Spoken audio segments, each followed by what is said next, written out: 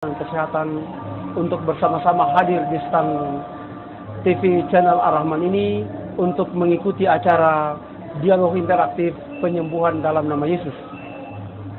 Juga salam dan salawat kepada junjungan kita Nabi besar Muhammad SAW, kepada para sahabat, keluarga maupun pengikutnya sampai akhir zaman.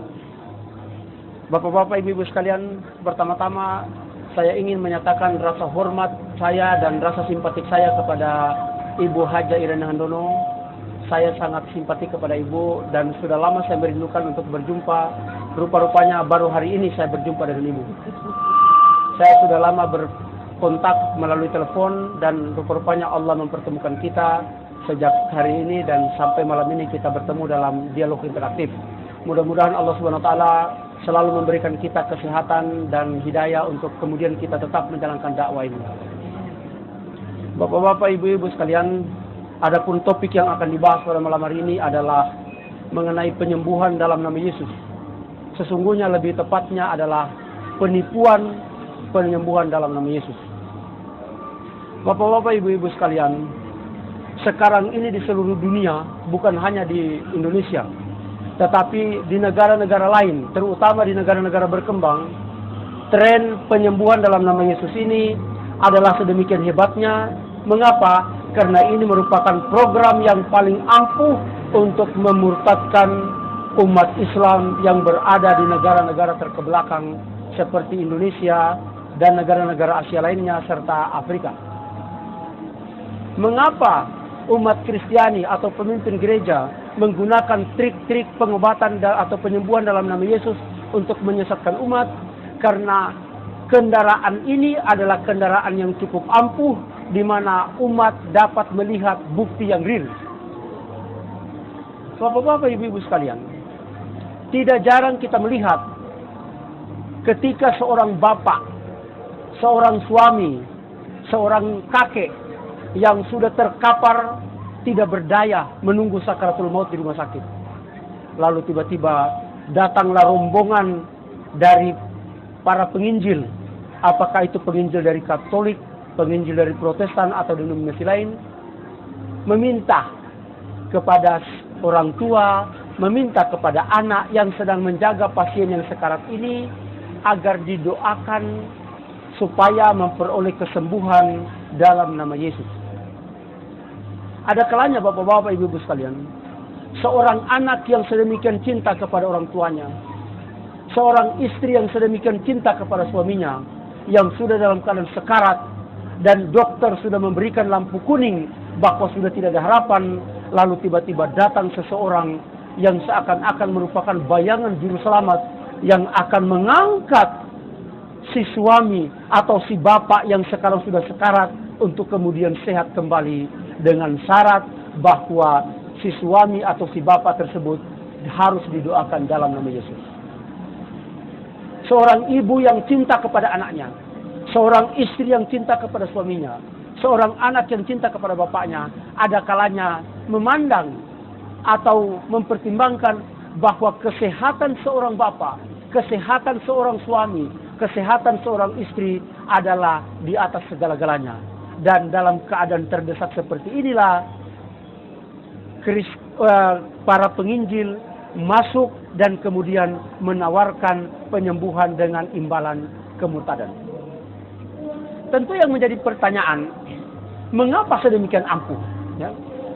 Bapak-bapak, ibu-ibu sekalian, kita bisa melihat bagaimana di televisi, ya, kita terkecoh. Seseorang yang mengatakan datang dengan kaki yang lumpuh, tiba-tiba, haleluya, dalam nama Yesus sembuh. Dan orangnya tiba-tiba bisa berjalan. Orang yang tadinya rabun, mengaku tidak melihat, apakah benar atau tidak?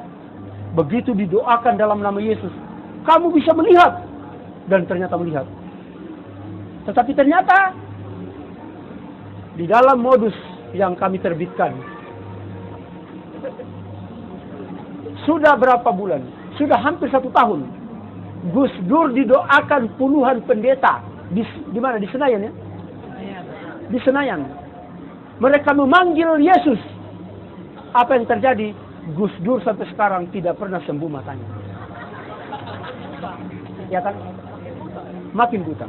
Nah, ini sesungguhnya membawa kita kepada perenungan bahwa sekarang telah terjadi program pemurtadan, program melalui pengaruh psikologis, pengaruh perasaan. Karena ini akan membawa suatu dampak yang lebih hebat karena sangat mudah orang untuk murtad. Dari mana asal usulnya penyembuhan dalam nama Yesus? Asal usul penyembuhan dalam nama Yesus yang kemudian mengarah kepada mempertonkan Yesus itu diambil dari Markus pasal 2. Markus pasal 2 ayat 5. Yang berbunyi, "Hai anakku, dosamu sudah diampuni." Oh, coba lihat. Gereja mengatakan siapa yang berhak atau berkuasa mengampuni dosa manusia hanya Tuhan. Dan Yesus mengampuni dosa manusia berarti Yesus adalah Tuhan. Silakan buka Markus pasal 2 ayat 5. Dikatakan, "Hai anakku, dosamu sudah diampuni." Bukan hanya itu, Bapak-bapak, Ibu-ibu sekalian, untuk mendramatisir ya, upaya mempertonkan Yesus ini, kemudian mereka menciptakan lagi ayat di dalam pasal 2 ayat 10 yang mengatakan, "Tetapi supaya kamu tahu bahwa di dunia ini anak manusia berkuasa mengampuni dosa." Nah, tadi Yesus mengatakan, "Anakku, dosamu sudah diampuni." Di dalam ayat 10 mengatakan, anak manusia berkuasa mengampuni dosa. Siapa yang mengampuni dosa? Allah. Kalau Allah mengampuni dosa dan Yesus mampu mengampuni dosa, berarti Yesus sama dengan Allah. Haleluya. Bapak-bapak, Ibu-ibu sekalian, di dalam Injil Markus ini, di dalam majalah Modus ini, saya jelaskan bagaimana sesungguhnya ayat ini telah salah ditafsirkan atau sengaja dipelesetkan oleh umat Kristen. Mengapa? Tentu yang menjadi tanda tanya adalah mengapa penyakit ini dihubungkan dengan dosa? Ya kan? Dulu sampai dengan sekarang di kampung-kampung, kalau misalnya ada seorang anak lahir cacat, pasti orang mengatakan, "Oh, ini bapaknya lagi bikin apa dulu, dosa apa yang dilakukan bapaknya?" Mengapa? Mereka masih menghubung-hubungkan penyakit dengan dosa. Mengapa orang Yahudi menghubungkan penyakit dengan dosa?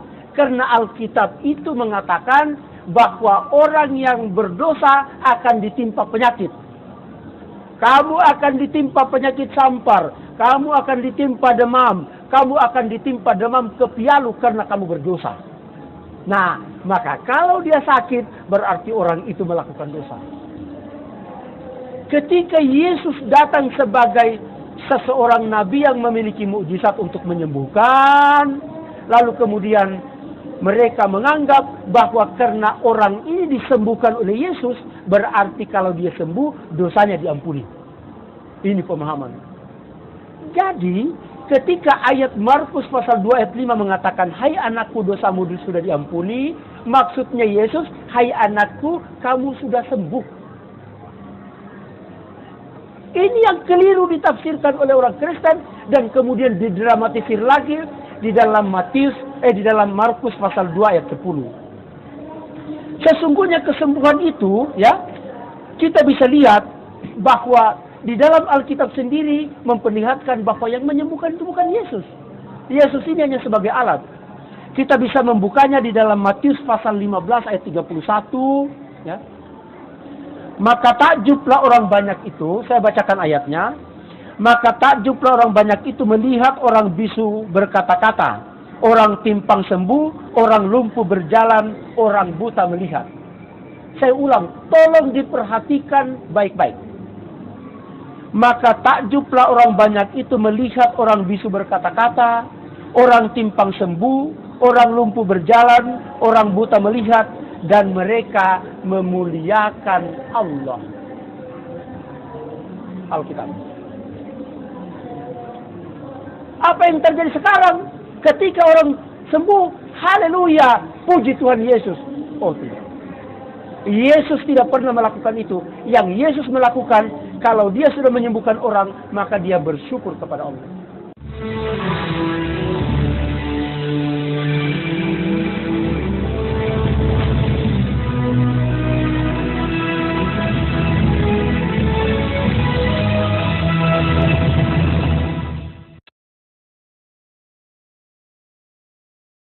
Baik, saya rasa penjelasan dari Bapak Sanihu cukup membuat kita terkagum-kagum karena memang beliau adalah pakar kristologi yang cukup mempunyai peranan dan nama di tengah-tengah masyarakat kita.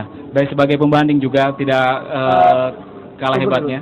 Saya ingin mengatakan kata terakhir, ini adalah baru informasi ilmiah.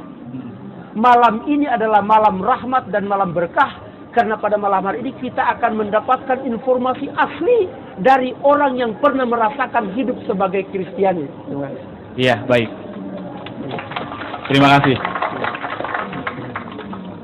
Seperti yang dikatakan Bapak Sanihu Munir, berdasarkan pengalaman-pengalaman beliau tentang masalah-masalah dan pemahaman beliau, karena memang beliau ahli kristologi. Namun mungkin ada baiknya kita melihat lebih jauh, berdasarkan tidak hanya mungkin pengalaman beliau, tapi juga pengalaman-pengalaman ruhani beliau ketika beliau sebelumnya memang terlibat aktif dalam kegiatan-kegiatan yang selama ini memang memusuhi kita sebagai seorang Islam. Dan alhamdulillah beliau diberikan hidayah, dan ini adalah pengalaman ruhani yang cukup mengembirakan buat kita semua. Ibu Hajah Handoyo mungkin dapat memberikan penjelasan yang lebih rinci kembali tentang permasalahan ini. Pada Ibu, kami silakan. Assalamualaikum warahmatullahi wabarakatuh. Waalaikumsalam warahmatullahi. Alhamdulillah, malam hari ini saya pun sangat berbahagia. Sudah lama saya dengan Bapak Sanihu Munir berada dalam sebuah yayasan yang sama di Surabaya, Al-Ma'wa, dan di sini juga hadir bendahara Al-Ma'wa, Pak Hartono, Pak Masud, di mana? Nggak kelihatan. Adalah pengurus-pengurus Al-Ma'wa. Tapi alhamdulillah dengan Pak Sanihu Munir khususnya, walaupun sudah lama berbicara, namun perjumpaan secara fisik, secara utuh baru terlaksana hari ini. Alhamdulillah. Pada malam hari ini topiknya sangat menarik. Dan sesungguhnya kalau kita mencermati, Gereja Katolik pun syarat dengan penyembuhan-penyembuhan itu. Jadi kalau sekarang Bapak dan Ibu, Saudara menyaksikan di televisi banyak sekali penyembuhan-penyembuhan, maka Gereja Katolik pun mempunyai Lourdes. Maka Lourdes itu dikatakan sebagai sebuah gua, tempat penampakan yang istilah mereka Bunda Maria, yang kemudian di situ penuh dengan tongkat-tongkat yang digantungkan. Jadi gereja di Lourdes itu penuh dengan tongkat yang digantungkan, yaitu tongkat-tongkat dari orang yang berhasil disembuhkan. Namun di sisi yang lain, Vatikan sendiri mengakui bahwa banyak di antara penyembuhan itu adalah penyembuhan yang fiktif. Bahkan Gereja Katolik juga mempunyai banyak peristiwa patung yang menangis mengeluarkan air mata darah. Tapi apa yang terjadi? Umumnya, kalau tidak mau disebut 100%, gereja mengumumkan, umumnya patung-patung itu mengeluarkan air karena oksidasi. Atau terlihat mengeluarkan air padahal itu adalah halusinasi. Demikian pula dengan masalah penyembuhan. Selain Gus Dur, barangkali kita masih ingat, ada peristiwa penyembuhan yang digelar di Bandung. Digelar di Bandung yang ujung-ujungnya adalah untuk membaptis orang. Seseorang yang tidak bisa berobat ke dokter atau oleh dokter nyatakan tidak bisa sembuh, maka keluarganya berusaha mencari jalan alternatif, sementara dijanjikan bahwa kalau pakai nama Yesus akan sembuh. Jadi di Bandung pun terungkap bahwa ternyata mereka nggak sembuh juga. Lalu kita masuk ke dalam, bagaimana dengan yang ada di televisi? Hal ini terungkap dengan jelas, antara lain selain daripada keterangan yang saya katakan, ada kesaksian dari seorang juga mantan kafir, dan disebut sebagai mantan kafir itu alhamdulillah. Kalau mantan kafir itu orang yang mendapatkan hidayah Allah. Tapi kalau disebut mantan santri, mantan ustadz, mantan kiai, naudzubillah begitu. Nah, ada sebuah kesaksian yang dibuat oleh mantan kafir juga di Surabaya juga, orang Manado, Paulus F. Tengger. Nah, Paulus F. Tengger itu dia mengungkapkan bahwa semua program penyembuhan yang dilakukan termasuk di televisi itu termasuk bagiannya dia. Artinya bagiannya dia membuat sandiwara seperti itu. Ini diakui langsung. Jadi ketika seseorang itu melihat ada pendeta yang mampu menyembuhkan orang, padahal pasien tadi adalah pasien buat-buatan, yaitu orang dari kalangan mereka sendiri yang berpura-pura sakit. Dan ketika kemudian ada pengunjung yang histeris atau yang minta benar-benar ditolong untuk disembuhkan, apa yang terjadi? Maka kemudian akan berusaha dialihkan dengan dalih pendeta sedang sibuk dan sebagainya. Dan itu adalah salah satu kerjaan daripada Paulus F. Tengger. Yang mana intisarinya bahwa penyembuhan-penyembuhan itu bisa terlaksana hanya karena sugesti. Ini kalau yang dilakukan oleh mereka, atau memang juga karena pengaruh-pengaruh daripada katakanlah bantuan jin, tapi sifatnya itu hanya sementara saja. Kenapa? Ya, sekarang ini malah di Sumatera itu sedang banyak kasus yang terjadi dari salah satu sekte Kristen yang namanya Tiberias. Mereka banyak memurtadkan umat Islam dengan cara jin, dengan bantuan jin. Nah, itu yang banyak dilakukan. Nah, kalau kita mengamati itu semua, penyakit-penyakit yang bisa disembuhkan itu kalaupun hanya sembuh, ya kalaupun sementara sembuh itu karena sugesti saja, umumnya adalah penyakit-penyakit yang menyangkut tentang kejiwaan. Tapi ketika yang harus disembuhkan itu virus, ternyata nggak mampu mereka. Jadi kalau misalnya orang pusing gitu kan, orang sakit perut, nah itu bisa. Tapi kalau misalnya sudah menyangkut virus, TBC misalnya, nggak bisa. Maka itu sebabnya, termasuk Yayasan Dolos, itu dia berusaha untuk menyembuhkan orang, tapi orang itu didoktrin lebih dulu. Harus berdoa, harus didoain. Dan kalau sudah, maka dengan sengaja di situ mereka beli obat-obat yang bagus, yang oleh puskesmas kita tidak diberi. Maka di situ diberi antibiotika yang bagus, dan sekaligus yang terungkap dari Yayasan Dolos adalah mereka ini diberi obat dari daftar G. Jadi kalau yang dari farmasi ada sebutan daftar G, udah tahulah bahwa itu adalah obat-obat yang mengandung narkotika, sehingga pasien ini sembuh. Tapi setelah sembuh kemudian, kalau dia tidak kembali ke situ, dia akan sakit lagi.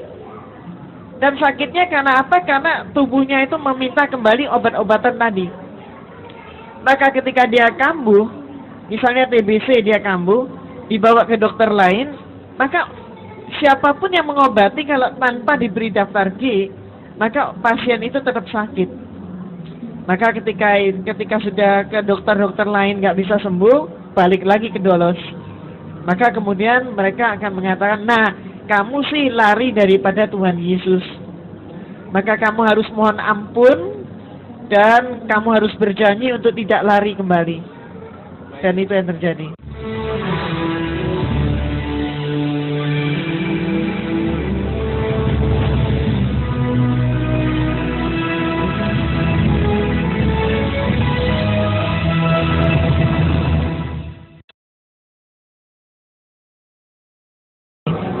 kelihatannya permasalahan kita cukup lebih menarik karena memang berdasarkan pengalaman dan antipasi beliau terhadap permasalahan-permasalahan ini, kemudian pengalaman-pengalaman beliau akan lebih nanti kita curahkan dalam beberapa menit ke depan.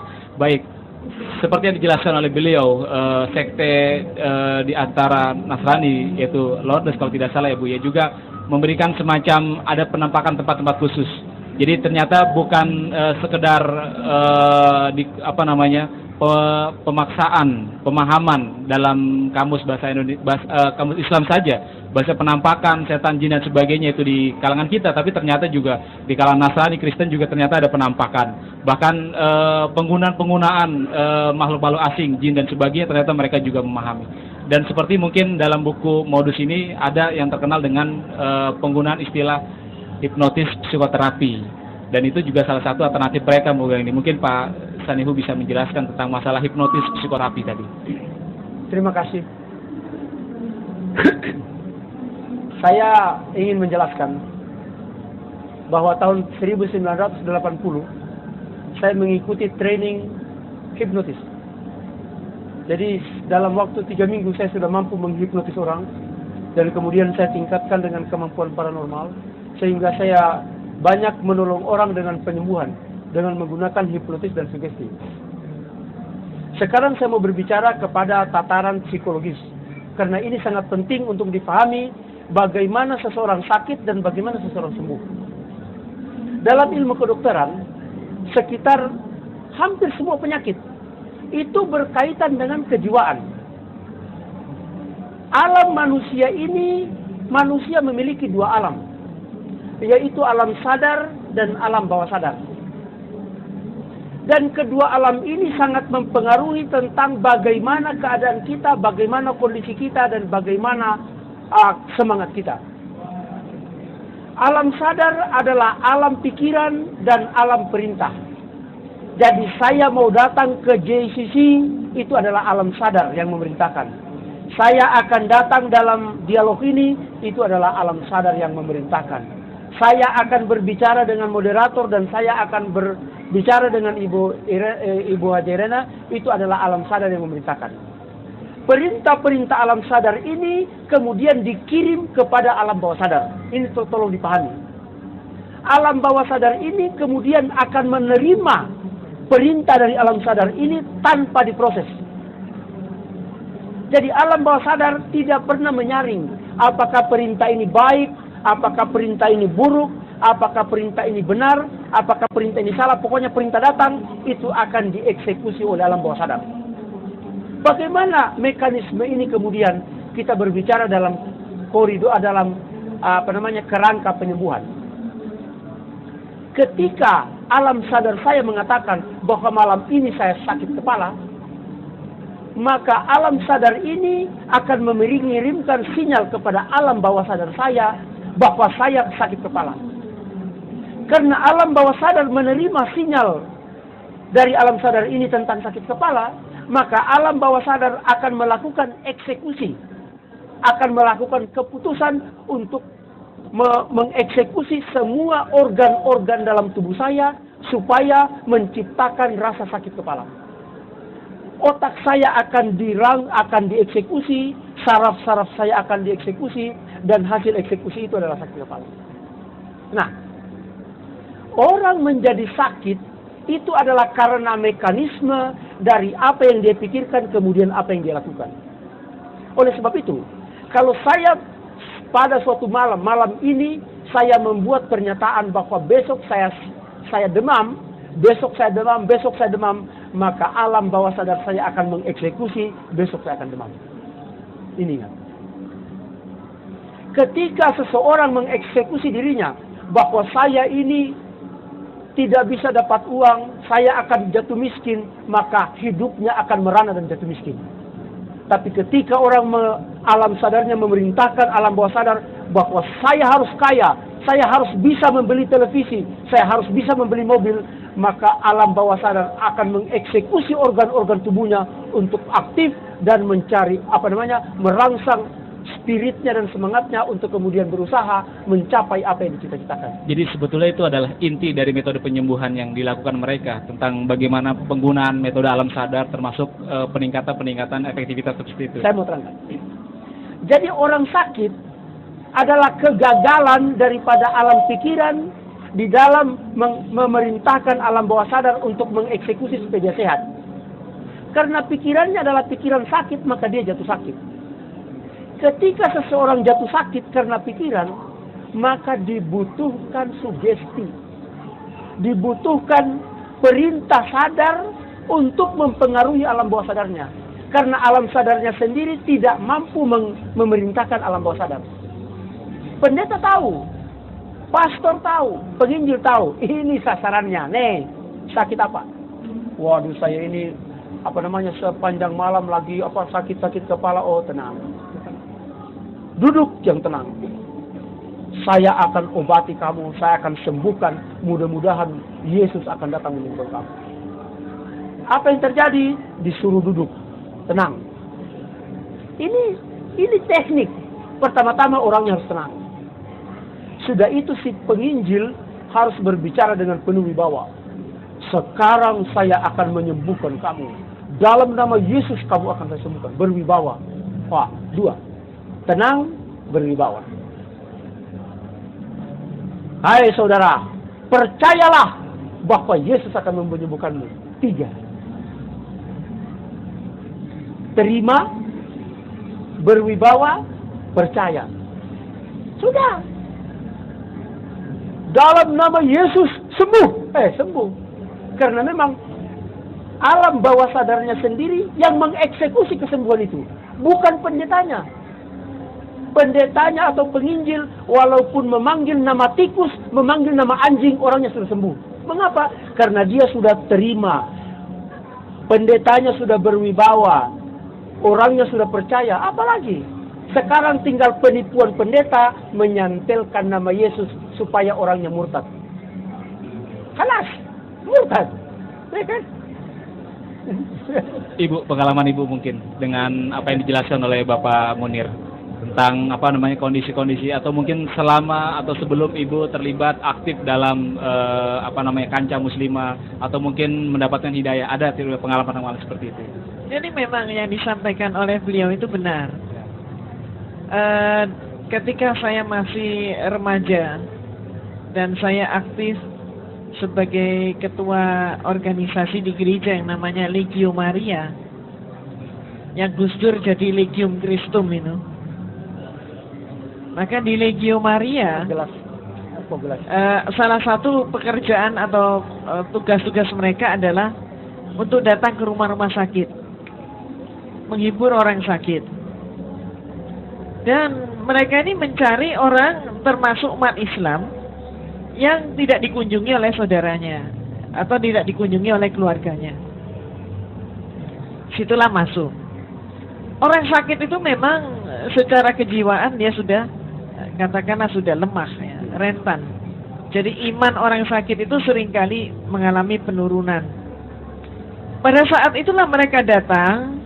Kemudian mereka menunjukkan kepeduliannya, sikap peduli, sikap mau mendengarkan apa keluhan. Dan kemudian setelah orang itu mencurahkan isi hatinya, setelah curhat, maka kemudian dia berilah nasihat, dia beri penghiburan. Dan ujung-ujungnya adalah menanamkan pemahaman bahwa sang penyembuh itu adalah Yesus. Jadi orang ini nggak cuma dihibur, tapi setelah dihibur maka kemudian didoktrin juga. Di sisi yang lain, saya pernah mendapatkan suatu pendataan di rumah sakit Katolik di Surabaya, bahwa ternyata orang yang dirawat di rumah sakit itu diuji. Sebagian tetap dengan obat yang diberikan oleh dokter, tapi untuk penyakit kasus yang sama, sengaja obatnya ini kemudian digantikan oleh vitamin. Jadi obatnya nggak dikasih, tapi semua obat, katakanlah dia minum obat 4 macam, maka 4 macam itu semuanya diganti dengan vitamin. Apa yang terjadi? dengan disugesti bahwa dia akan sembuh, sembuh ini orang.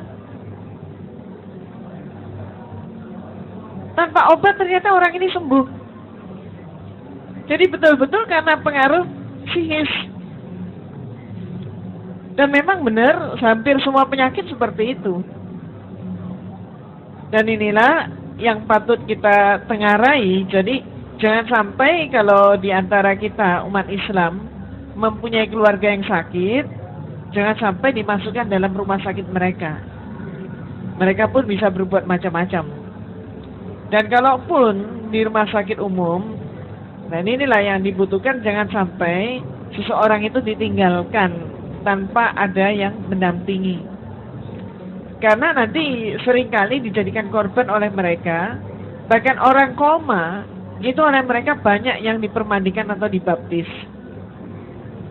Dan kemudian tanpa setahu kita itu difoto, kalau tokoh lumayan, maka setelah difoto akan dipublikasikan sepihak bahwa si Bapak A telah dibaptis. Dan foto-foto seperti itu beredarnya justru di luar negeri. Ujung-ujungnya kenapa kok ke luar negeri? Karena mereka akan dapat dana dari luar negeri untuk mengkristenkan umat Islam. Ujung-ujungnya seperti itu. Baik, Bapak Ibu yang dirahmati Allah Subhanahu wa taala, rekan ikhwan akhwat pengunjung stand Ar-Rahman Channel. Ada yang bertanya. Alhamdulillah masih dalam dialog interaktif dalam hal penyembuhan dalam kacamata Yesus Sang Penyembuh. Ini menjadi sesuatu yang dilematis di antara kita. Walaupun kita tidak berharap, tapi mungkin di tengah-tengah kita semua ada keluarga kita, saudara kita yang mengalami tentang permasalahan-permasalahan ini. Dan nanti akan kita coba buka dialog atau session tanya jawab. Tapi permasalahan yang pertama mungkin seperti yang menjadi pembahasan awal dari Pak Sanihu jelaskan, kira-kira kalau memang itu ternyata menjadi semacam bukti kesembuhan, berarti anggapan mereka tentang sesuatu mukjizat itu menjadi kenyataan, dan seharusnya memang itu menjadi sesuatu yang benar-benar realisasi, bukan sesuatu yang diada-adakan, bukan seperti Pak. Jadi saya kembali untuk lebih menjelaskan secara detail bagaimana proses kesembuhan secara psikologis. Awal-awalnya adalah pemikiran. Jadi kalau saya tidak salah, apa itu yang terkenal itu di Amerika, yang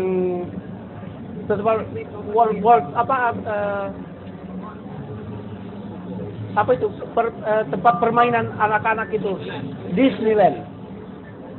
Jadi Disneyland itu ketika dibangun dan ketika belum rampung, baru sebentar berjalan, pencetus ide itu sudah meninggal. Akhirnya anaknya melanjutkan dan selesai Disneyland.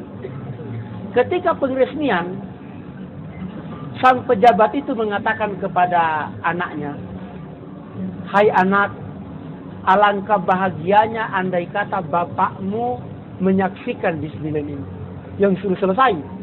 Itu idenya. Apa kata anaknya?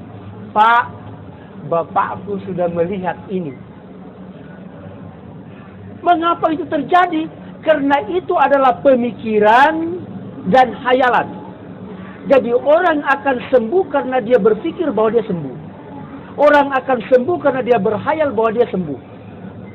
Sugesti ini adalah bagaimana pemikiran, bagaimana hayalan ini diciptakan dalam suatu benda abstrak.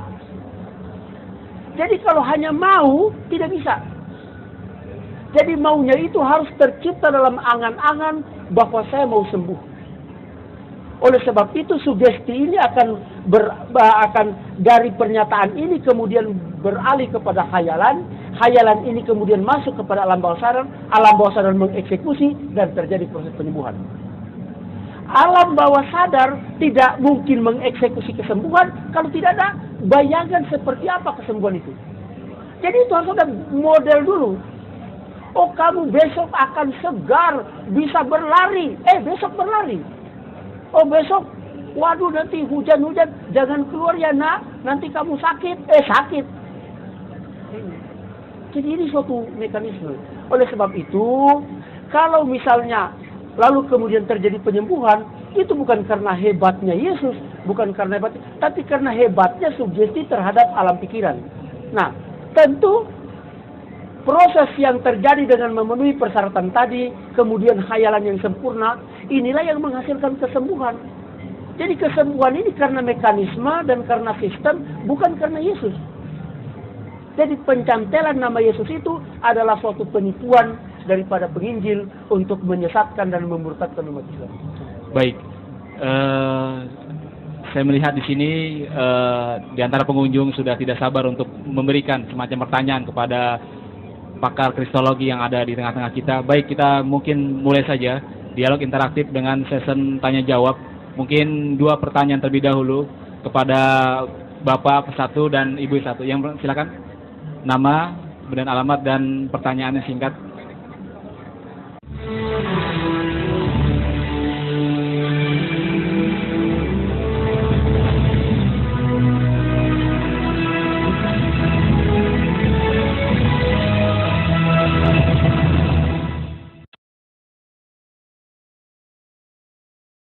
Assalamualaikum warahmatullahi wabarakatuh. Waalaikumsalam. Nama saya Tito Alwi dari Meruya Ilir. Terima kasih kepada Bapak Sanihu dan Ibu Irene dan juga pada panitia yang memberikan kesempatan. Saya percaya apa-apa yang sudah diceritakan oleh Bapak dan Ibu mengenai pemurtatan melalui hipnotis dan segala macamnya tadi. Saya yakin itu terjadi. Tapi ada satu hal yang terus terang sangat mengganggu saya. Ini berawal dari cerita yang saya diskusikan dengan seorang teman, di mana justru pemurtatan ini tidak hanya dari masalah psikologis saja, tapi benar-benar itu dilakukan dengan cara yang sangat efektif, bahkan menyentuh cara kita hidup, yaitu dengan bantuan ekonomi. Dan itu benar-benar mereka itu disembuhkan, tapi bukan dengan cara sugesti tadi. Benar-benar dibawa ke rumah sakit, dibayarkan, dan segala macamnya sampai dioperasi, dan dikatakan, inilah atas nama Yesus. Kamu disembuhkan oleh Yesus, bukan oleh kami, yang dia katakan. Dan hasilnya yang sangat fantastis adalah apa? Satu keluarga ini kemudian berpindah ke kafir. Itu yang sudah terjadi untuk saudara-saudara kita di Gunung Kidul. Apa yang menjadi pertanyaan, yang menjadi mengganggu saya? Jawaban mereka simpel. Karena waktu saya Islam, tidak ada tetangga saya yang peduli dengan saya. Tidak ada yang membantu saya. Kebenaran ada saudara-saudara saya yang mengatakan saya adalah domba tersesat, itu membantu saya untuk membayar atas nama Yesus. Pertanyaan singkat, Mas. Ya, itu pertanyaannya. Justru bagaimana kita harus mengantisipasi hal itu supaya tidak terjadi lagi. Terima kasih. Okay. Assalamualaikum warahmatullahi wabarakatuh. Waalaikumsalam warahmatullahi wabarakatuh. Dari Ibu silakan yang ingin bertanya. Ibu dulu, mungkin dari Ibu yang ingin bertanya. Tadi Bapak sudah. Ya, silakan Ibu. Noni, nama dan alamat dan jawab pertanyaan singkat. Assalamualaikum warahmatullahi wabarakatuh. Waalaikumsalam. Nama saya Nisa, saya dari Universitas Negeri Jakarta. Ada yang ingin saya tanyakan ke Ibu. Pertama, Ibu pasti pernah melihat kasus sebulan yang lalu, mudah-mudahan sebulan yang lalu, mengenai kasus di SMU di Riau yang hampir 25% dari siswa di sana itu kena kayak disihir seperti itu, yang surupan itu. Apakah permainan dari mereka atau atau apa gitu? Saya tidak mengerti. Yang kedua, untuk Bapak, saya mohon untuk di majalah Modus ataupun VCD mengenai ini tolong dipersebarluaskan, kalau bisa harganya diminimkan supaya kita yang dari mahasiswa atau yang umum itu bisa terjangkau. Terima kasih. Assalamualaikum warahmatullahi wabarakatuh. Baik, waalaikumsalam warahmatullahi wabarakatuh. Dan sebagai gambaran buat kita pahami semua adalah bahwasanya program kristenisasi yang dilaksanakan oleh mereka mulai dilaksanakan sekitar tahun 50-an sampai dengan tahun 2004 ini telah menghasilkan sebanyak 15 juta kaum muslimin itu dimurtadkan. Dan mungkin itu yang tercatat dalam data mereka. Bisa jadi saudara-saudara kita di pelosok daerah atau mungkin tetangga-tetangga kita menjadi bagian dari program kristenisasi yang telah mereka lakukan. Untuk itu, mulai program ini marilah kita sama-sama mengantisipasinya. Baik, Pak Sanihu tadi dari beberapa pertanyaan dari Pak Tito dan dari Mbak Nisa tentang permasalahan ekonomi, kemudian permasalahan-permasalahan khusus tentang masalah kesurupan apakah menjadi bagian yang terpenting tentang permasalahan ini. Terima kasih. Jadi tentang pertanyaan pertama yang mengatakan bahwa ada orang, ya tadi kita sudah menjelaskan mengenai penyembuhan dalam nama Yesus. Lalu kemudian ada pertanyaan, ada orang yang sakit, orang umat Islam tidak bisa membantu, ya membayarkan pengobatannya. Lalu kemudian ada orang Kristen, ya kan, lalu kemudian mampu membayarkan biaya pengobatannya, dan karena dengan demikian maka dia merasa berutang budi, dan akhirnya dia kemudian masuk Kristen, dan dia mengatakan bahwa ya saya saudara-saudaraku Muslim tidak ada yang perhatikan saya, yang perhatikan saya malah Kristen. Ada dua faktor. Yang pertama adalah bahwa realita daripada kita bangsa Indonesia ini memang adalah bangsa yang sementara sakit dan sementara menderita. Kita dalam keadaan krisis moneter. Seberapa banyak umat kita, tetangga kita yang jangankan mau makan cukup, ya, mau beli buku saja untuk anaknya itu tidak mampu. Mau bayarkan uang sekolah terhadap anaknya tidak mampu, ya kan? Apalagi bayar pengobatan itu mahal sekali. Ini realita. Mengapa kita sangat miskin begini? Karena ada mekanisme di dunia ini untuk memiskinkan umat Islam. Jadi ada mekanisme, kita itu sengaja dimiskinkan supaya kemudian nanti datang mereka sebagai dewan penolong. Mereka datang bukan mau membantu kita lillahi ta'ala, tetapi sebagaimana Allah mengatakan bahwa orang-orang kafir itu membelanjakan hartanya untuk menyesatkan umat yang beriman. Jelas. Jadi mereka membantu itu bukan karena mereka mencintai sesamanya manusia, bukan karena mereka itu lillahi ta'ala, mereka membantu supaya orang ini murtad. Pak Sanihu, seberapa efektifkah antara permasalahan ekonomi dengan permasalahan dari sisi penyembuhan? Bagaimana ketertarikan mereka untuk menarik kaum muslimin kepada golongan mereka dari sisi ekonomi dengan sisi penyembuhan? Seberapa efektifkah menurut Bapak? Mana yang lebih efektif? Saya pikir saya tidak bisa membandingkan, tapi sama-sama efektif.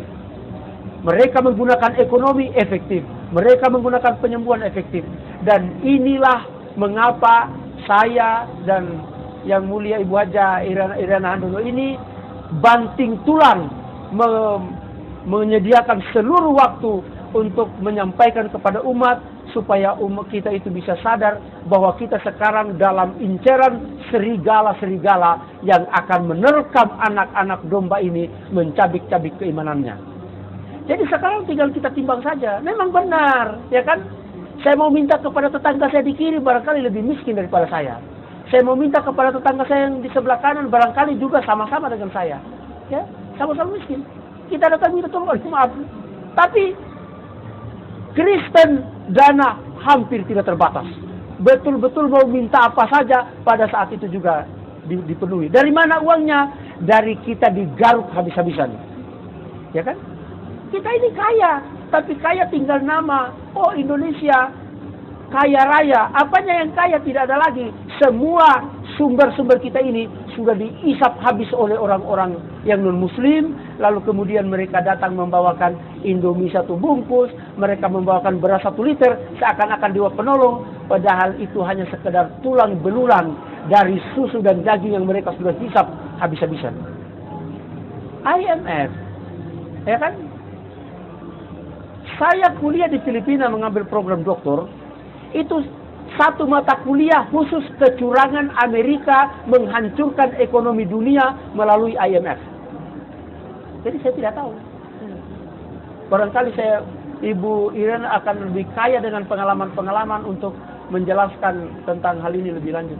Ya, khusus dengan Ibu Haja Iriana, tadi pertanyaan dari Mbak Nisa tentang kondisi beberapa waktu yang lalu tentang kejadian kesurupan massal yang terjadi di wilayah Riau kalau tidak salah, itu bagaimana tentang hal tersebut menurut Ibu Haja Iriana?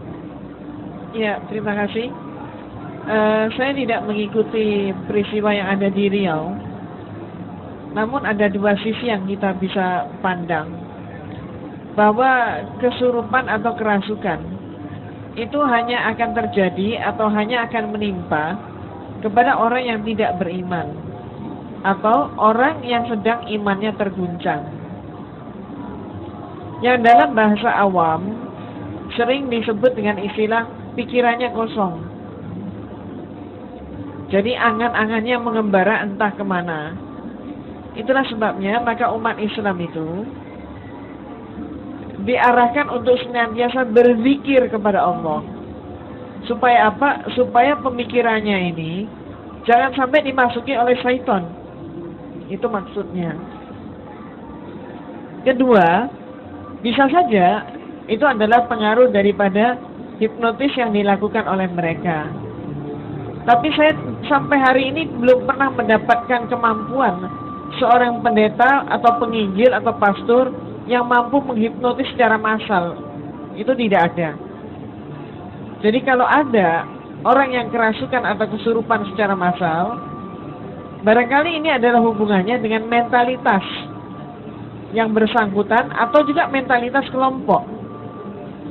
Suatu contoh, kita lihat tentang masalah haji. Bahwa bangsa kita ini tergolong sebagai bangsa yang sering mengalami musibah ketika melaksanakan ibadah haji. Mengapa? Karena seringkali, mohon maaf, bangsa kita ini memang bangsa yang mudah mengekor. Jadi kalau sudah yang paling depan itu ke arah kiri, dia pun ikut ke kiri. Kalau yang sudah di depan itu ke kanan, dia pun ikut ke kanan tanpa perlu tahu apa sebabnya ke kiri dan ke kanan.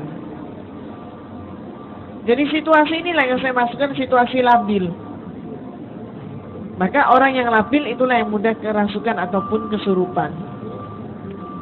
Itu sebabnya sekali lagi kuncinya adalah untuk membuang kemungkinan seperti itu, perbanyaklah berzikir. Kemudian kasus tentang ekonomi tadi, ya kita sendiri harus juga mempunyai self introspeksi bahwa itu sebabnya perlu kita aktualisasikan sholat kita. Setiap kita sholat, kita mengakhiri sholat, maka kita menghadapkan diri, memalingkan wajah ke kanan dan kemudian ke kiri. Untuk apa? Untuk memberi salam. Nah, hendaknya sholat ini kita bawa dalam masyarakat. Menengok ke kanan dan ke kiri ini adalah sebagai simbol kepedulian sosial. Yang dalam bahasa Islam adalah meningkatkan dakwah bilhal. Sebagaimana kitab suci Al-Quran sendiri, kalau kita mengamati, demikian banyak perintah sholat yang kemudian diiringi dengan perintah zakat. Nah, inilah bentuk kepedulian sosial. Dan nampaknya inilah yang sekarang harus kita tingkatkan. Sebab apa? Sebab kalau kita tidak mau meningkatkan dakwah bilhal, maka kalau ada kaum lemah yang sampai kemudian diperlakukan seperti itu, maaf, jelas yang bersangkutan salah, tapi kita pun ikut andil salah. Ini permasalahannya. Dan tuntunan agama kita pun mengatakan bahwa memang kefakiran itu berdekat-dekatan dengan kekafiran. Dan ini yang harus kita perhatikan bersama. Sebab apa? Belum beriman seseorang kalau orang itu belum bermanfaat untuk sesamanya. Saya mau tambahkan sedikit. Saya ingin menambahkan sedikit mengenai kasus sihir di Sumatera. Secara kebetulan saya hadir di sana. Jadi bapak-bapak, ibu-ibu sekalian, saya melihat langsung ya seorang siswi madrasah aliyah itu yang setiap hari sholat, ya kan, setiap hari mengaji. Tetapi ketika dia kesurupan, itu dia memanggil nama Yesus dan Bunda Maria. Bunda, tolong, Bunda. Yesus. Dari mana dia dapat ini? Dari mana dia dapat ini panggil Bunda Maria, panggil Yesus, kalau bukan dari pendeta? Ya kan? Jadi pada waktu itu saya minta izin kepada direktur Politeknik Pertanian di Payakumbuh, Sumatera Barat. Pak, tolong saya diberikan waktu, saya ingin mengecek orang ini. Akhirnya saya melakukan repost hipnosis, lalu kemudian saya lacak siapa yang menghipnotis dia ini dan dia sebut namanya. Ya. Ada oknumnya. Nah, oknum itu yang kemudian diancam oleh masyarakat, oleh dosen supaya jangan lagi dia mengulang perbuatannya. Jadi bahwa kalau misalnya orang kesurupan kemudian, tapi benar apa yang dikatakan oleh Ibu tadi, bahwa orang yang kena kemasukan setan itu adalah orang yang kosong jiwanya, orang suka menghayal, suka melamun. Makanya lebih baik marilah kita selalu mengingat Allah, mudah-mudahan kita tidak akan kena hal-hal seperti itu.